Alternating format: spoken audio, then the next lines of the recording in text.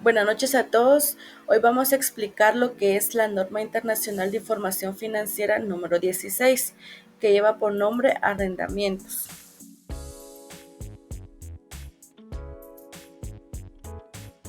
Buenas noches, siguiendo con el tema, mi nombre es Valentín.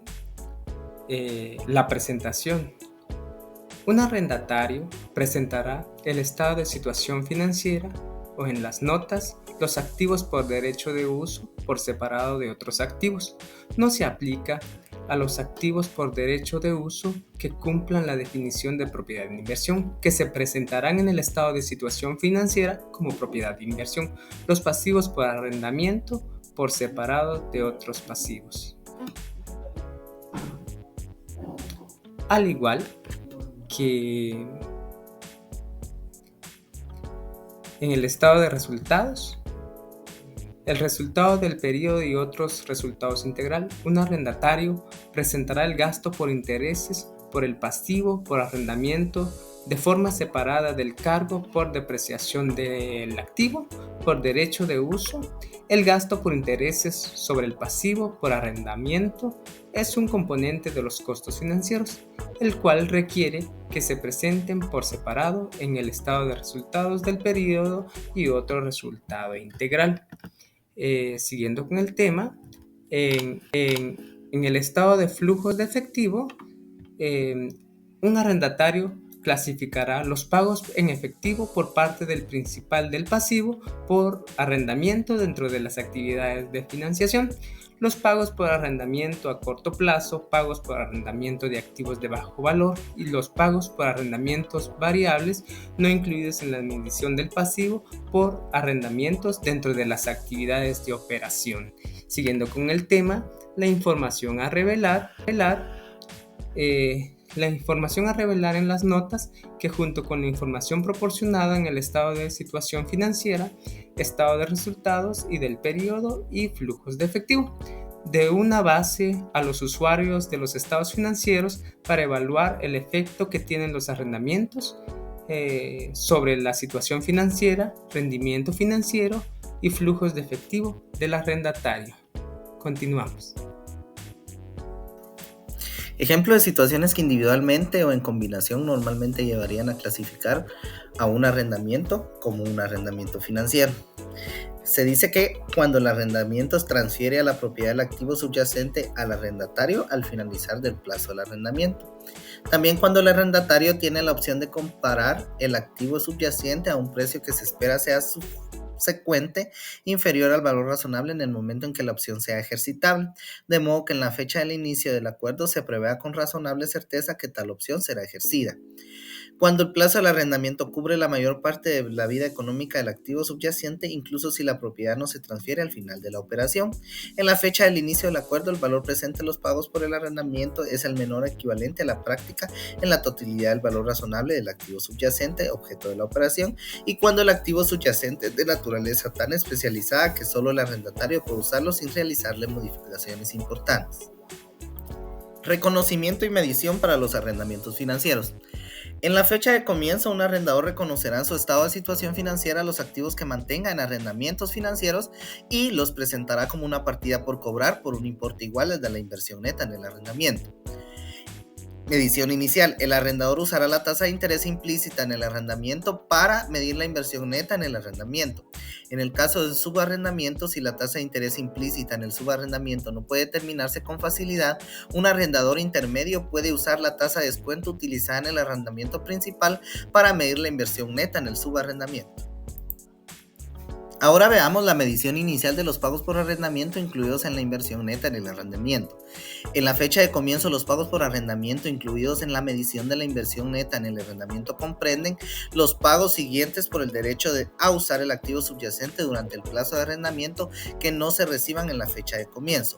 Pagos fijos menos los incentivos del arrendamiento por pagar, pagos por arrendamiento variables, cualquier garantía de valor residual proporcionada al arrendador por el arrendatario, el precio de ejercicio de una opción de compra y pagos por penalizaciones derivadas de la terminación de arrendamiento si el plazo del arrendamiento refleja que el arrendatario ejercerá una opción para determinar el arrendamiento. Siguiendo con el tema, tenemos lo que es la medición posterior, La norma nos establece que un arrendador reconocerá los ingresos financieros a lo largo del plazo del arrendamiento, sobre la base de una pauta que refleje una tasa de rendimiento constante sobre la inversión financiera neta que el arrendador ha realizado en el arrendamiento. Esto quiere decir que el arrendador debe medir inicialmente el ingreso financiero en el comienzo del arrendamiento, y este mismo será la diferencia entre la inversión bruta en el arrendamiento y el valor en libro del activo arrendado. Modificaciones del arrendamiento. Un arrendador contabilizará una modificación de un arrendamiento financiero bajo dos situaciones que establece la norma. Una, cuando la modificación incremente el alcance del arrendamiento, añadiendo a este el derecho de usar uno o más activos subyacentes. 2. Cuando la contraprestación por el arrendamiento se incremente por un importe acorde con el precio independiente del incremento en el alcance y por cualquier otro ajuste adecuado a ese precio independiente, para que se pueda reflejar las circunstancias del contrato concretamente. Ahora hablaremos acerca de lo que es el arrendamiento operativo, específicamente en dos de sus etapas, el reconocimiento y la medición. Para comenzar a hablar acerca del arrendamiento operativo, tal cual existe ese contrato entre ambas partes en donde acuerda uno de ellos brindar un bien hacia el otro. En este lado vamos a ver primero lo que es la parte contable del arrendatario. Acá el arrendatario en su reconocimiento como tal deberá reconocer todos aquellos pagos o todas aquellas cuotas que está recibiendo por arrendar su activo. A su vez, también debe reconocer mes con mes o por periodo todo ese costo por depreciación del mismo activo que tiene arrendado. Acá cabe mencionar que este cálculo de la depreciación tiene que ser similar o estar de acorde a los demás activos que el mismo posee dentro de su propiedad, planta y equipo. ¿Qué quiere decir eso? Que acá él no puede venir y no puede como tal cambiar ese costo como tal a su vez, ¿verdad? También cabe mencionar que durante el arrendamiento operativo, ahora hablando de la otra parte, de como lo que es el arrendador tal cual también debe reconocer los pagos que está realizando al arrendatario como tal. Cabe mencionar que al momento que un ejemplo finalice este acuerdo, acá el arrendador no tiene opción a compra para poder adquirir dicho activo. Entonces acá es donde el arrendatario en su medición posterior tal cual debe de ir reconociendo esos rubros o esas modificaciones del mismo activo dentro de su contabilidad hasta tal cual finalice el contrato tal cual, y también a su vez finalizar esa depreciación o todos sus costos derivados de la misma. Información a revelar. Un arrendatario revelará el importe de sus compromisos por arrendamientos para los arrendamientos a corto plazo contabilizados. Asimismo, si los activos por derecho de uso cumplen la definición de propiedades de inversión, un arrendatario aplicará los requerimientos de información a revelar de la NIC 40. Un arrendatario revelará un análisis de vencimientos de los pasivos por arrendamiento.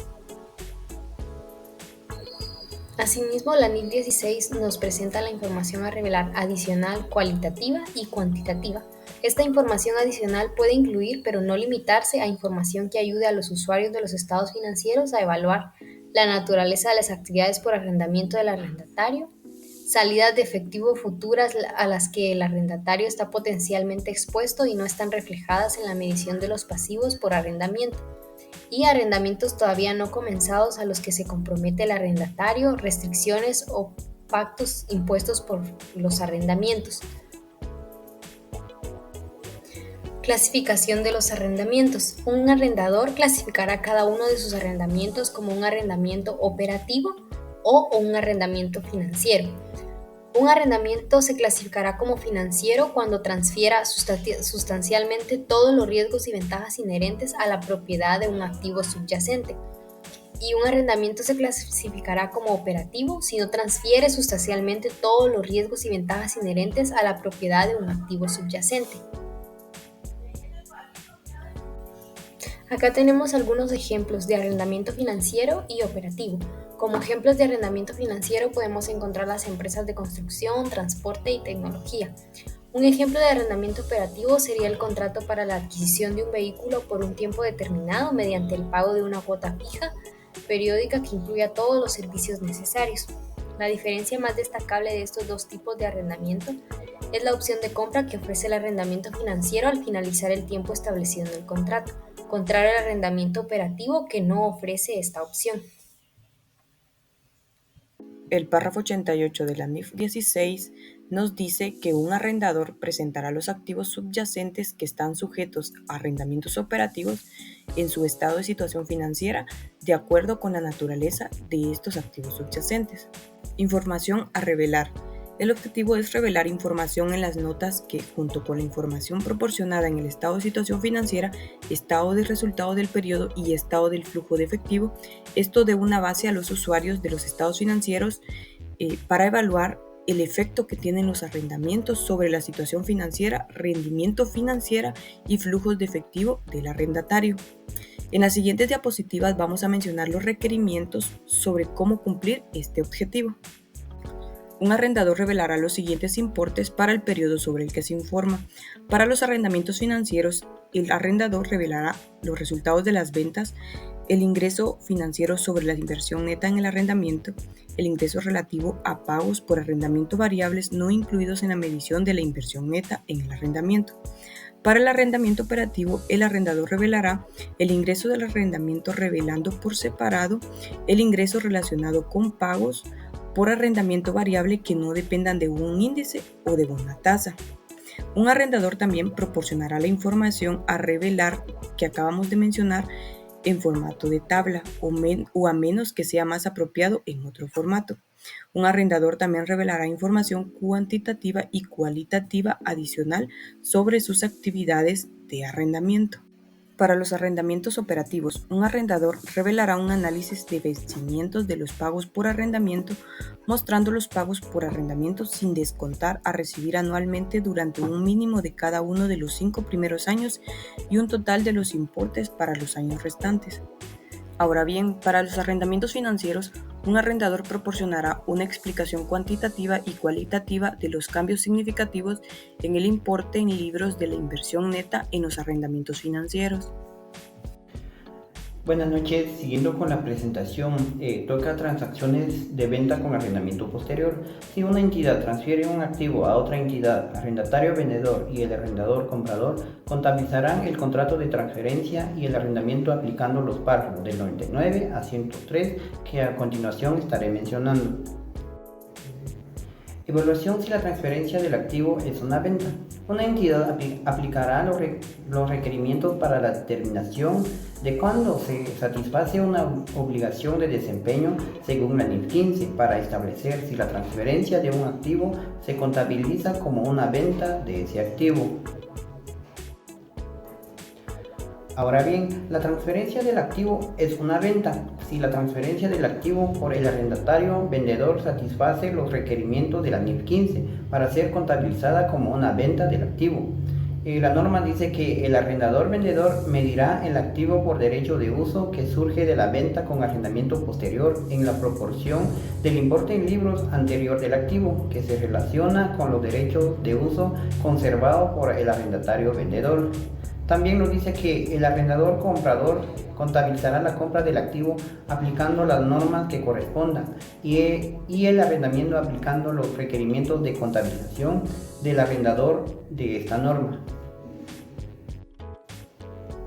La transferencia del activo no es una venta. Si la transferencia de un activo por el arrendatario vendedor no satisface los requerimientos de la NIF 15 para ser contabilizada como una venta del activo, la norma nos dice que el arrendatario vendedor continuará reconociendo el activo transferido y reconocerá un pasivo financiero igual a los recursos de la transferencia. El pasivo financiero se contabilizará aplicando la NIF 9. También nos dice que el arrendador comprador no reconocerá el activo transferido y reconocerá un activo financiero igual a los recursos de la transferencia. El activo financiero se contabilizará aplicando también la NIF 9. Esto ha sido nuestra participación. Muchas gracias.